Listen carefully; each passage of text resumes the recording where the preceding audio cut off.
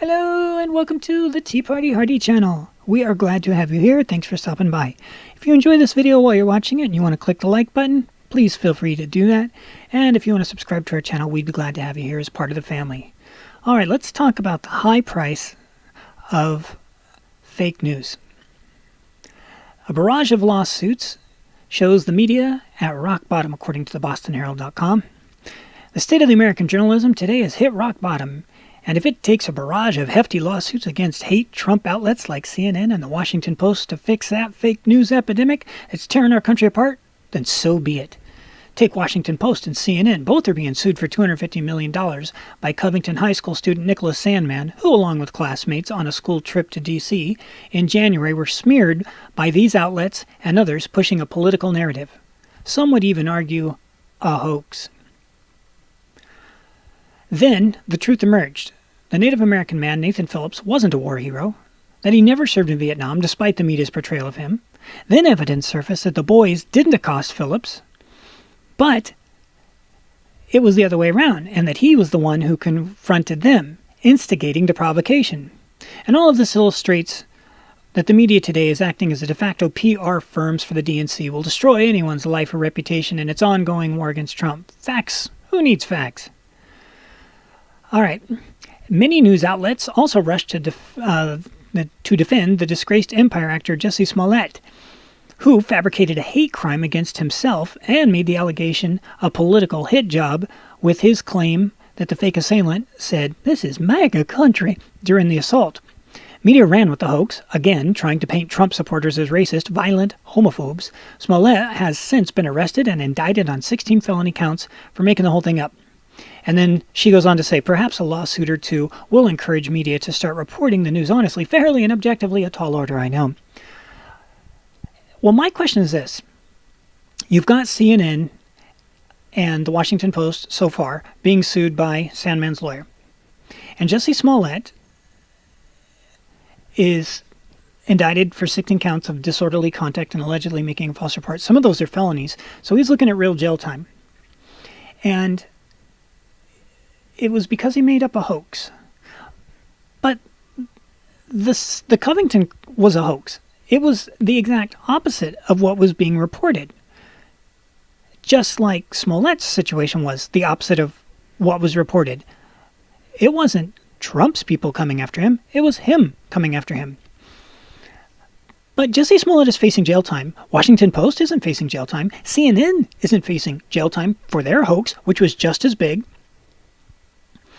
And if it wasn't for Sandman's lawyer, they wouldn't even be getting sued. They would have just gotten away with it. There's one other gigantic news story that's been out there for a long time that's about to be resolved, we are told.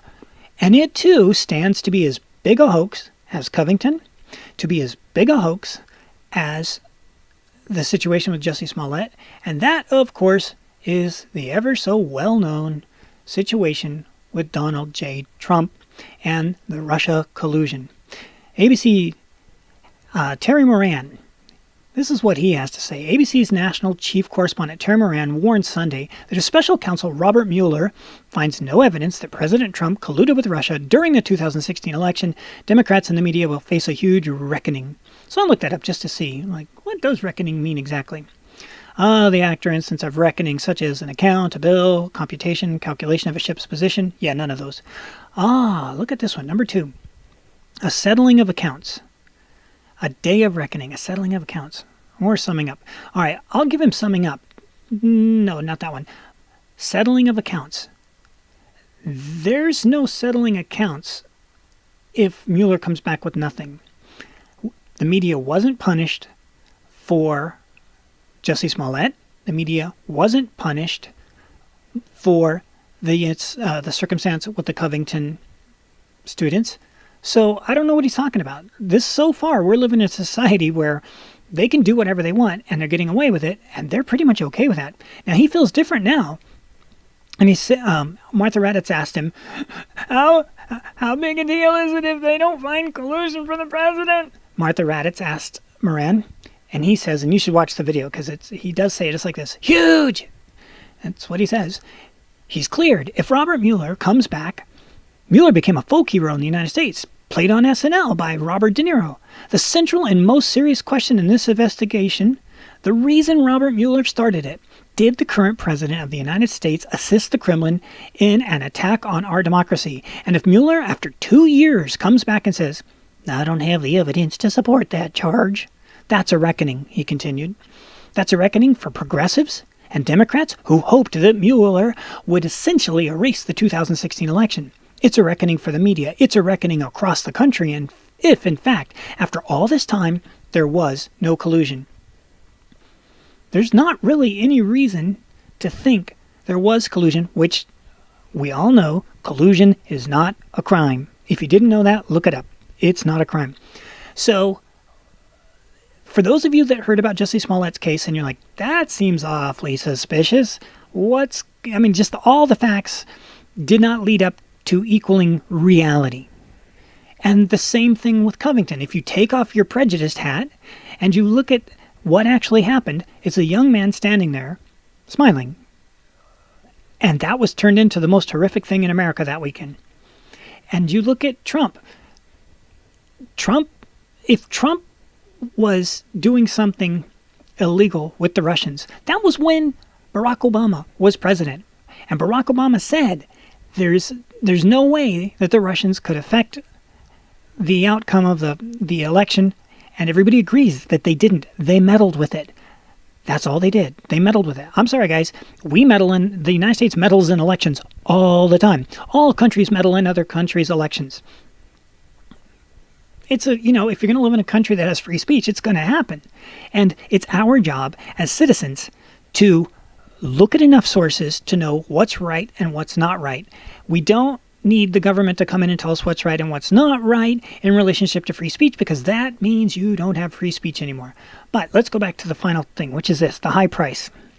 The high price of fake news is what Adriana Cohen pointed out to, that it's tearing us apart because you've got the media hyping what turns out to be falsehoods. I won't say lies because they believed it at the time. But they're hyping all these falsehoods, and they don't recant when they're wrong. They just don't. That's why they're being sued. Jussie Smollett didn't recant. He might be going to jail. Mueller, he's just going to go down in the history books as, well, guess that one got away because he didn't do anything. We shall see. My point is this. The high price is what it's doing to society. Not Jussie Smollett going to jail, not Washington Post or CNN paying $250 million each. No, the high cost is the lack of trust people have for the media, the lack of trust people have in the government, which means the lack of trust people have for their fellow citizens. People have to start acting with more honor, with more care to the truth, and to start questioning all the circumstances with more than one source. You all heard in high school that you have to have more sources to get closer to the truth. That doesn't go away. That is a truism, and we're not doing it. Go to CNN, go to Fox, go to Breitbart, go to Salon. You have to look at all the sources because they're going to tell you half-truths. They're going to tell you incomplete truths. They're going to tell you manipulated truths. And the more that you read and the more that you learn, the more you can find out what is actually going on. And that's all I got to say about that. Thank you so much for coming. Sorry the videos took so long to come out. I will try and get them out sooner. I'm still having a lot of technical difficulties with this setup. But we are glad to have you here. Hopefully YouTube will let this video show to the end, which we've been having real problems with that as well. And that's it. So thanks for checking in. I'm going to let it run a little bit longer because of YouTube cutting it off at the end. If I'm going to let it go blank at the end, then you won't be missing anything. So this is kind of like the end of Ferris Bueller, where are you going to go home because it's over? Yeah. Yeah, if you're still here, you don't have to be. You can click and watch the next video. They have some good comedies on this site. Yeah. Okay. I'm gonna go up until 10 minutes. Oh, it's gonna be my longest video. Oh, I hope you're still not here. No, go do something. Go home already. That's my best Ferris Bueller impersonation. Mueller? You say Mueller or Bueller? Yeah, it doesn't matter. 12 minutes, 10 seconds, 9, 8, 7, 6. If you're still here, okay, thanks. Subscribe. Click like. Bye.